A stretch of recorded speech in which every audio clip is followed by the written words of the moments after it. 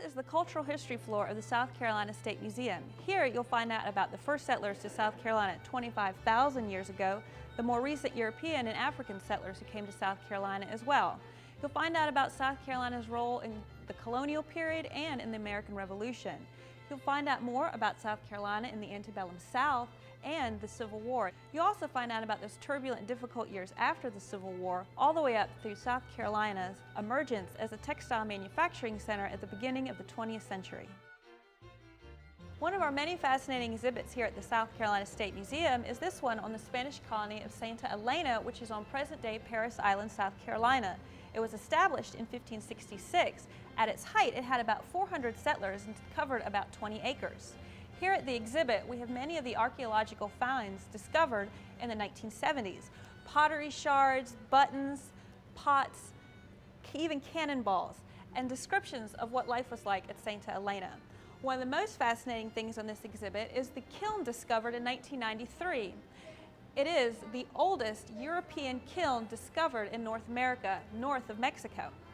In it, we found examples of pottery with Moorish design on them, which is particularly rare.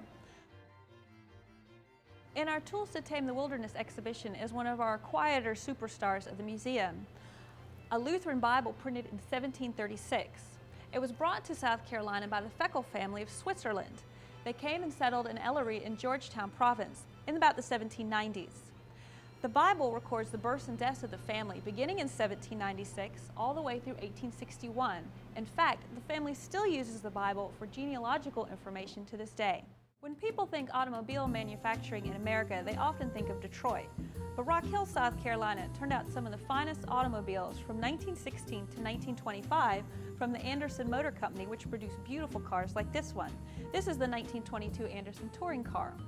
John Gary Anderson began as a carriage maker in Rock Hill, South Carolina until he saw the promise of the automobiles.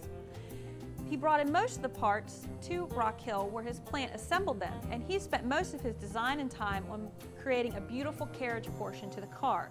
They were also very innovative. Going an astounding 38 miles per hour, they also had power convertible tops and dimmer switches on a floor pedal to turn your high beams on and off. The car was high quality, and that's actually its undoing. The motto of the company was a little higher price, but made in Dixie. However, you could get an Anderson car for $1,500 to about $2,500. At the same time, you could get a Model T from about $350 to, at the top of the line, $500. Anderson was priced out of the market and went bankrupt in 1925.